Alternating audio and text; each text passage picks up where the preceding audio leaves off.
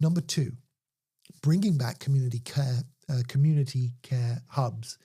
So going back to the government's 3 shifts, we've actually talked about one already, the concept of embracing digital transformation.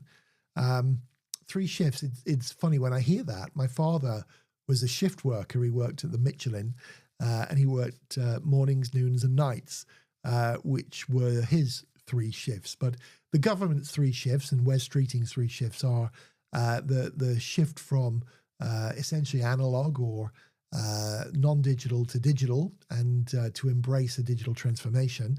Secondly, from treatment to prevention. And the third one, or first, depending on which order you hear them, is going from hospital treatment to bringing people into the community. So going back to that, so big hospitals are overwhelmed, and needlessly. We've got people going into A&E that don't need to be there, that are going for a common cold. Now, of course, if people really do need to be in A&E, they need treatment, they should be there. But they obviously, 2, 4, 5, 6, 7 hours of wait time is not healthy. It's not good. It's not good to be around those people who are ill, frankly. But it's also the stress of the situation of getting to and waiting in A&E is horrendous. So what if we invested in local care hubs, one-stop shops for minor injuries, for mental health support, and for chronic condition management? Now that can happen in a GP surgery, and it does in many, but we know the challenge of getting appointments.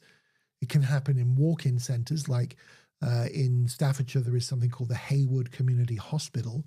Now, my mother had 3 months in that hospital, following a month in the acute ward of the Royal Stoke when she had her stroke. She had 3 months in the rehab ward at the Haywood. And coincidentally, that's where my brother Michael and I were born many years ago.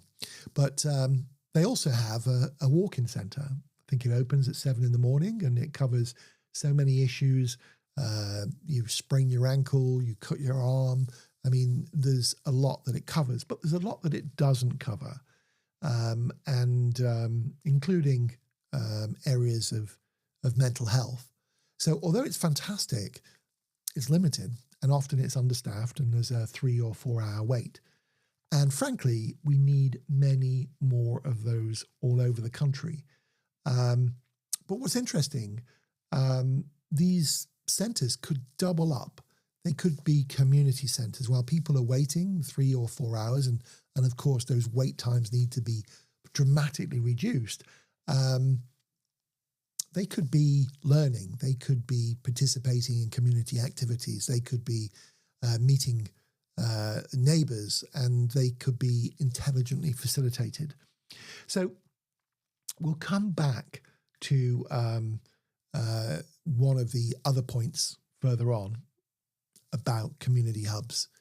So it would relieve amazing pressure on the A&E. It would give access to certain types of care in the neighbourhood. Why has it not been implemented? Well, red tape.